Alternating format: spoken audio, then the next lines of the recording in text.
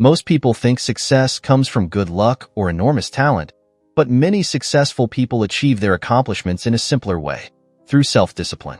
No Excuses shows you how you can achieve success in all three major areas of your life, including your personal goals, business and money goals, and overall happiness. Each of the 21 chapters in this book shows you how to be more disciplined in one aspect of your life, with end-of-chapter exercises to help you apply the no excuses approach to your own life. With these guidelines, you can learn how to be more successful in everything you do, instead of wistfully envying others you think are just luckier than you. A little self-discipline goes a long way. This summary will teach you how to apply the findings to your own life. So, let's get started. Accept responsibility, achieve success. Have you ever looked at someone else and thought, how does she do it? Although that person might not have more time, money, or resources than you, it still appears as though they effortlessly accomplish more, leaving the rest of us to stare in wonder as we try to figure out why. But there's no mystery to their success. It might sting a little to hear, but the truth is that their success lies in the simple practice of self-discipline. And whether it's your neighbor who's got it all together or the CEO of a Fortune 500 company, the common denominator of every successful person is their commitment to eliminating excuses. But the good news is that the benefits of self-discipline aren't exclusive to some secret group of people who have it all figured out. It's accessible to everyone, and you can start cultivating your own vision of personal success right now. If you'd like to improve your success in your career, one great way to begin is by taking note of experts in your field and what they have to say. Sure, you have the knowledge required to do your job every day, but what about learning something new? What new information could revolutionize your routine?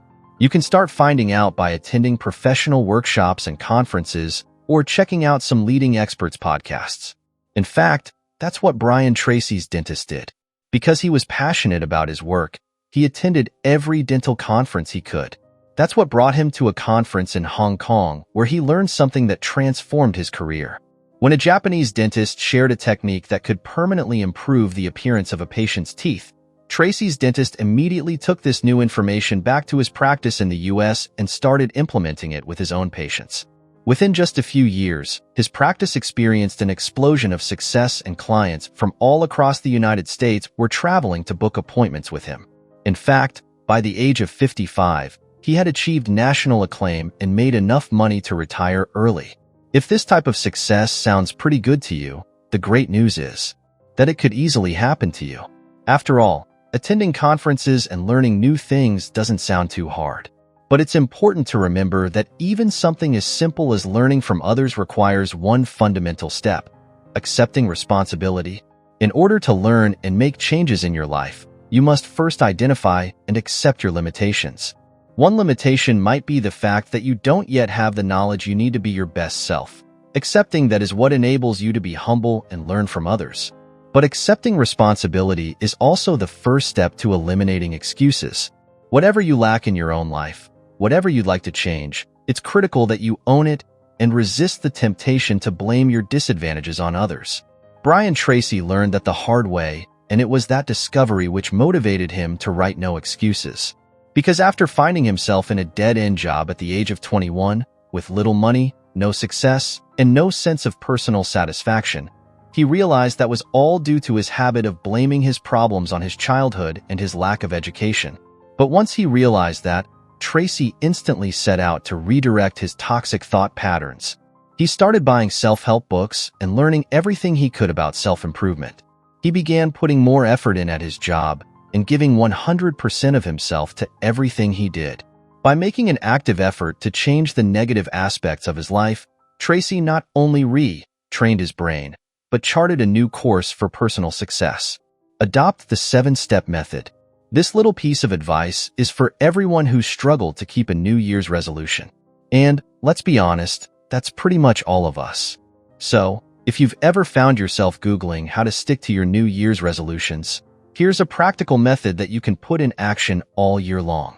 It's called the 7-step method, and it's even simpler than it sounds. Here's how it works. Step 1. Decide exactly what you want. Don't just write a generic goal like lose weight or make more money. Identify a specific and realistic goal like lose 50 pounds. Step 2. Write down your specific goal. Step 3. Set a realistic deadline for accomplishing your goal. Our failure to identify the amount of time and effort it will take to accomplish something is one of the biggest reasons our resolutions fall through. So, when you're being realistic about your goal, make sure you're also realistic about how long it will take you to complete it. And if you're looking at a long-term goal, don't be afraid to break it into small, manageable chunks. On its own, lose 50 pounds is a pretty tall order, but do 15 minutes of exercise today is manageable. Step 4. Write down a list of everything you need to achieve your goal. This includes everything from the struggles you might encounter while attempting to meet your goal to the tools you'll need to be successful. Step 5. Identify the most beneficial tasks and prioritize them. Add them to your calendar and complete the high-priority tasks first. Step 6. Start on your tasks right away. Even if you start small, take at least one practical step to accomplishing something right now. Step 7. Do something every day that helps you achieve your goal. Sometimes, that small thing you can do every day might be as simple as asking others for advice. That's what Bob Barton learned. Bob was a frequent attendee of the author's motivational seminars, and he took everything he learned to heart. Because he wanted to get ahead in his career as a salesman, Bob decided that some steps toward his goal could include things like paying attention to the senior salespeople at his company and emulating their manners of speech and dress. And while copying successful people helped him out a little, he didn't begin to see real results until he finally approached them and asked them to help him accomplish his goal. When Bob asked one of the senior salesmen for a book recommendation that might help him learn more, his colleague was flattered, and soon all the senior sales staff began to shower him with advice that ranged from personal tips to podcasts. And when Bob disciplined himself to take advantage of these resources and really read and listen to them, the transformation was astounding. Before he knew it, Bob became the best salesman in the office. Complete the disaster report. What are you afraid of? I'm not talking about the basic things that pretty much everybody fears, like spiders or heights, but rather, the deep fears that keep you from accomplishing your goals. Are you afraid of failure? Afraid of being unremarkable? Whatever your fear is, the most important thing to know is that it doesn't have to hold you back. Although they may feel insurmountable at times, our fears aren't hardwired into our brains. Because we learn to be afraid of things over the course of our lives, the good news is that we can take control and unlearn those same fears.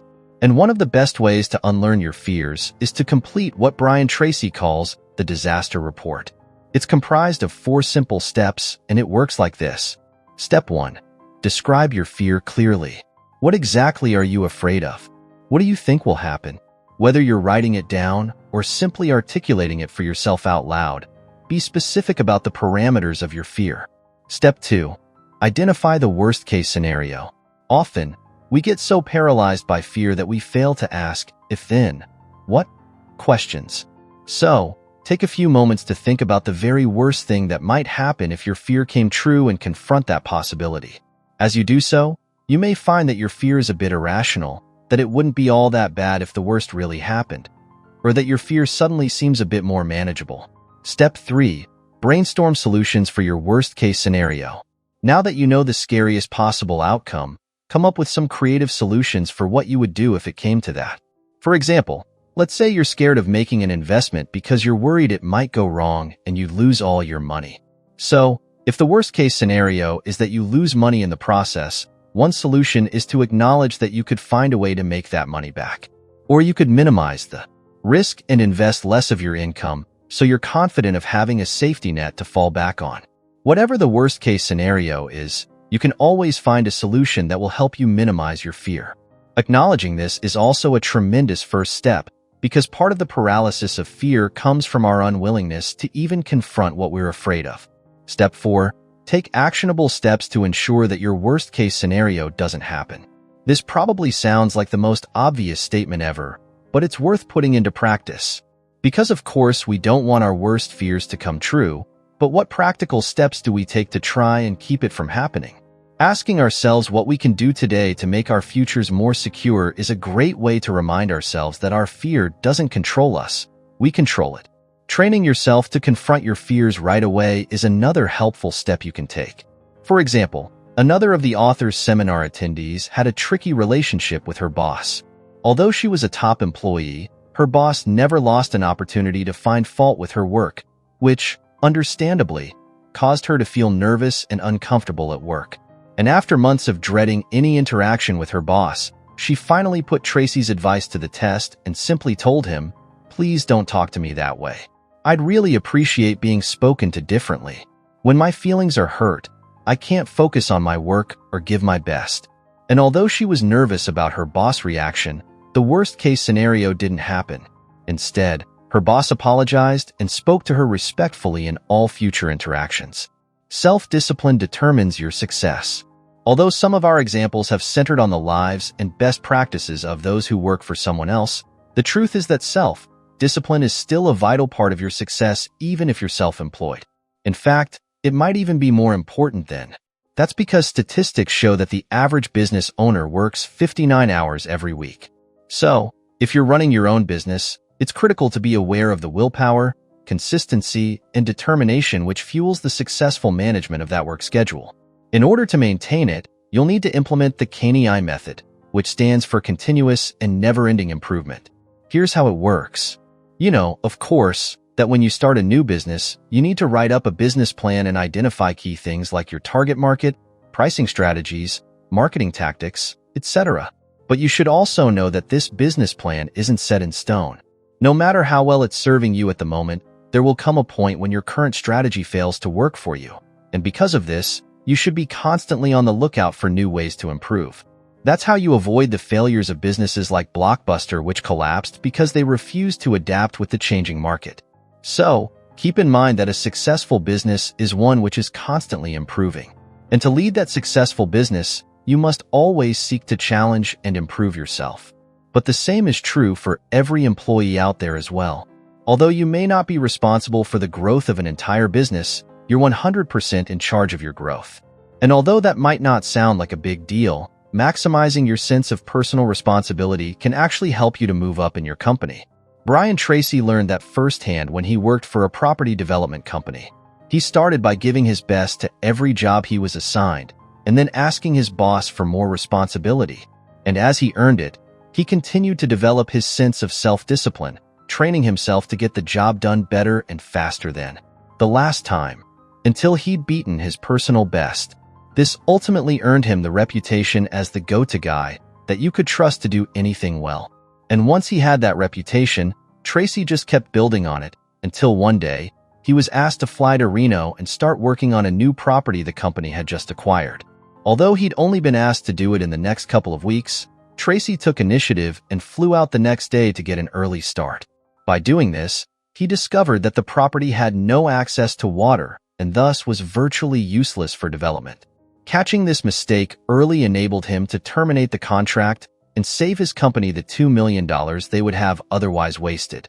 It all goes to show you what can be accomplished when you take initiative and practice some aggressive self-discipline. Achieve financial freedom. Do you work because you have to, or because you want to? For most of us, it's the former, and we often spend our time fantasizing about what we'd do if we had complete financial freedom. We'd buy a mansion, perhaps, or spend all our time laying by the beach. Every moment we'd normally spend working could suddenly be spent in pursuit of only our favorite activities. Sounds pretty great, doesn't it? But what you might not know is that this could actually be well within your reach. How can you do it? Well, the first step to achieving financial freedom starts with practicing something called delayed gratification. Because our world has gotten faster than ever, our expectation of getting exactly what we want at the moment we want it has increased as well, and it's a death blow to our success. That's because success can only be achieved through self-discipline, and self-discipline requires patience. So, although it may be tough to master at first, start training yourself to take control with the 1% method. All you have to do is set aside 1% of your income and discipline yourself not to touch these savings. And if you think about it, when you're living off the other 99% of your income, it's not like you'll miss it all that much. Because if you earn $3,000 a month, 1% is just $30. Is the lack of an extra $30 a month going to cause you significant hardship?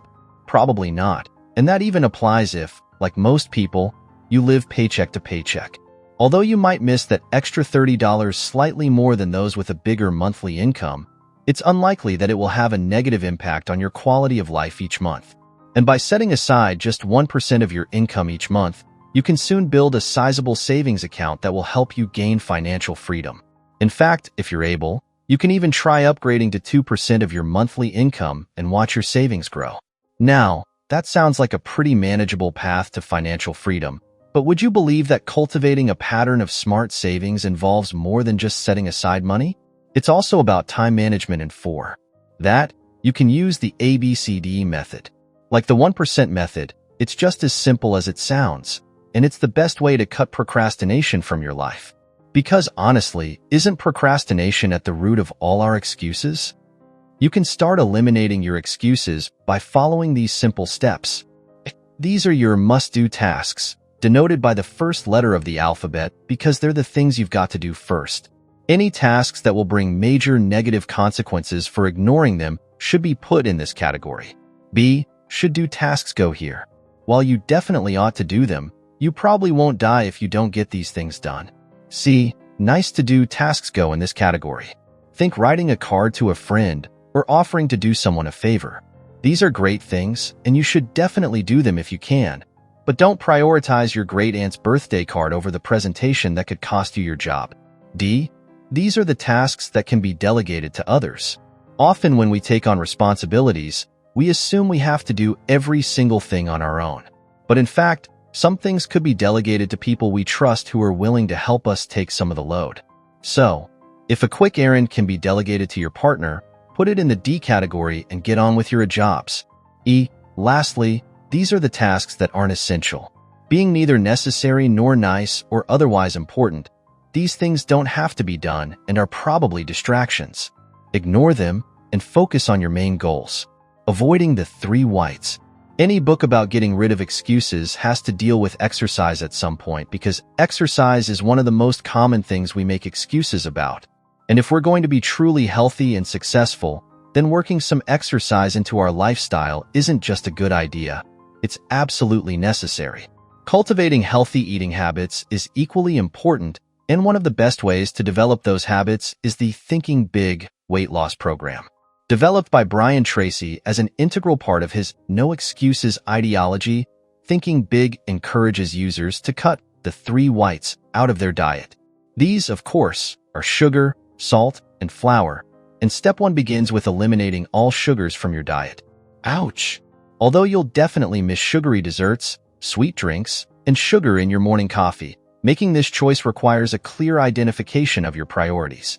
Because if your priority is to be your healthiest self, you can't go wrong with a diet that helps you to shave off 1 pound a day, increase your energy, and boost your focus. To really maximize these benefits, you should also cut out all salt from your meals. Goodbye, French fries. And last but not least, eliminate all white flour products like bread, pastries, and pasta from your diet as well. You're probably thinking we've just asked you to cut out pretty much anything that tastes good, and you're probably right. But as with every no excuses decision, it's all about priorities. Sacrifice is an essential element of any healthy food pattern, and if your goal is to see real results in your weight loss, this is a proven way to get there. Improve your personal relationships. No excuses means no regrets. That's one of the best things about it. Because when you remove procrastination as an option and discipline yourself to achieve your goals, the fewer occasions you have to look back and say, I wish I'd done. Our personal relationships are often some of our biggest sources of regret, and as such, they're the perfect frontier for self-improvement.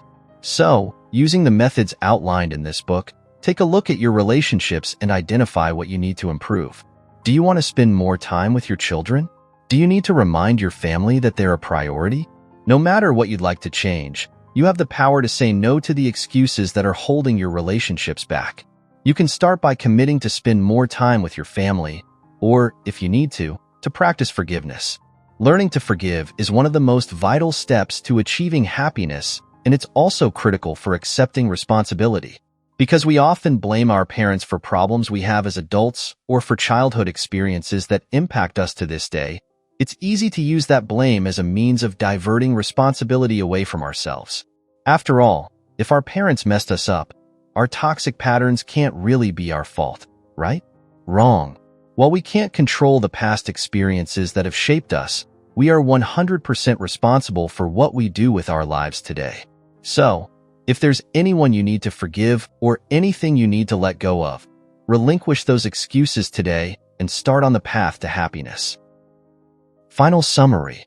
Excuses are all around us and they're easy to take advantage of.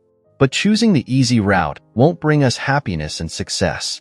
Instead, it's the quickest way to ensure that we'll one day wake up and find ourselves unhappy, unfulfilled, and wondering how we got this way. If you want to reclaim your future and find success, happiness, and financial freedom, you've got to say no to excuses and cultivate self-discipline. What did you think of today's book? Let us know in the comments below. That is all for today. Your support means everything to us, so don't forget to like and subscribe.